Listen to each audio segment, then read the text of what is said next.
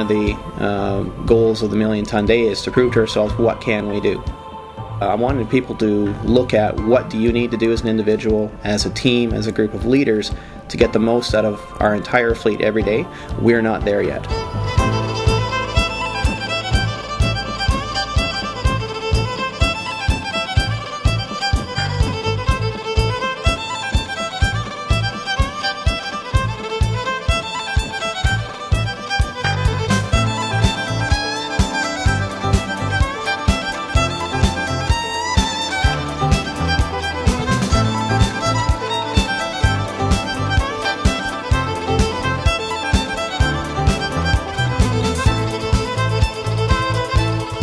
Yeah, so we've hit a million ton day a few times up here, right? But it took a lot of contractors to help us out to get there. But the business impacts are, if I can be more effective with my own fleet, I'm going to save money. We're depending on our own fleet and our own people to make this happen. You know, we'll feel good about this if we complete this milestone. Actually, if we can do it by ourselves.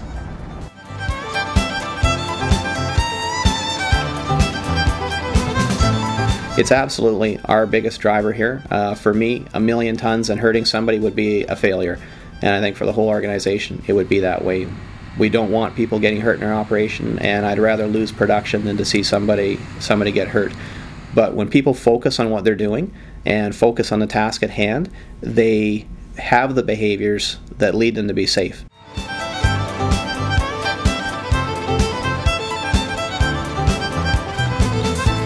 We can have the best plan in the world, and if we don't execute it, we're going to fail.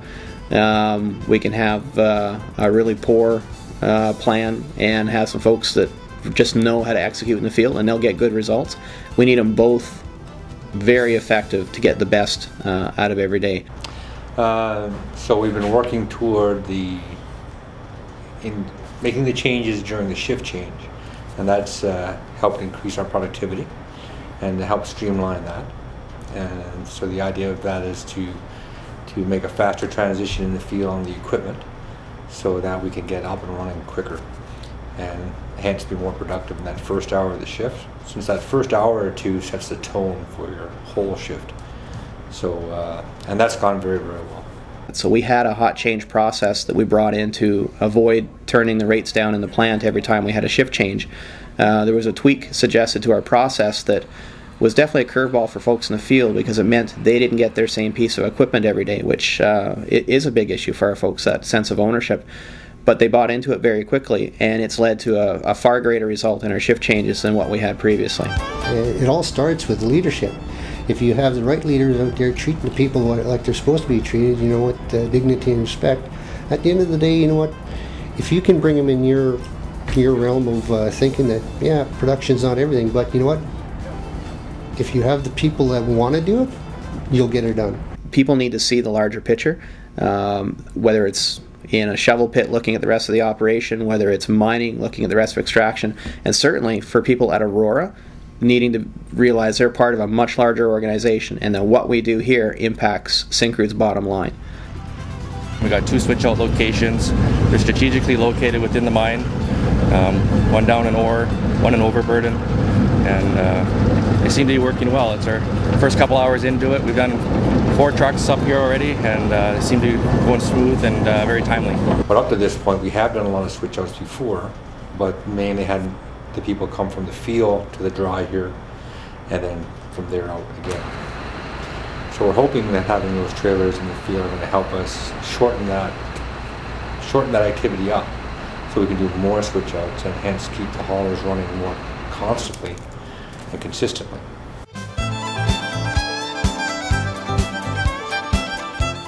Okay, well, the team leaders right now, they're utilizing the short interval management. They take a snapshot of the plant basically every 3 hours, or the mine every 3 hours, to see where our equipment is, what's moving, what our limitations are, if we're succeeding in an area. If we're not, then we have the tools in place that allow us to identify what our shortcomings are, and we can address them. Well, with the trucks and productivity fleet, we're focusing on our cycle times. We want to make sure we're doing the best routes that we can, the most effective routes, not necessarily the shortest, but the most productive and efficient ways of doing things. Our leaders in the field are in good communication with dispatch and operators, making sure that any trouble areas are identified and rectified timely. Well, all week we've been having meetings with our planning group, our maintenance folks, and it's really a joint effort with all the technical people and the engineering staff, plus the team leaders and our production coordination. And we've identified over and over again the things that could get in our way. We've taken actions to remove those, and it's really a joint effort. This is our job. This is what we're actually paid to do, is to go out there and be safe and be efficient and get the most out of our equipment.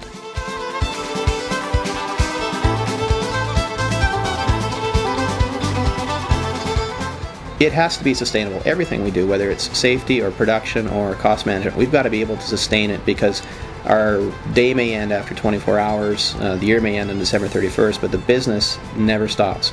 And we're always being challenged to get better with the business. And so once we show we can do 1 million, people aren't going to be satisfied with 1 million. It's going to be, okay, this becomes potentially your business plan, and now we're going to stretch you for 1,000,001 or 1,050,000. So we have to be able to sustain our performance.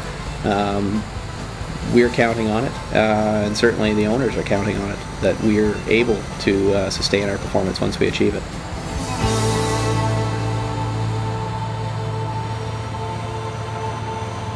A 1,000,000 tons a day will become the norm.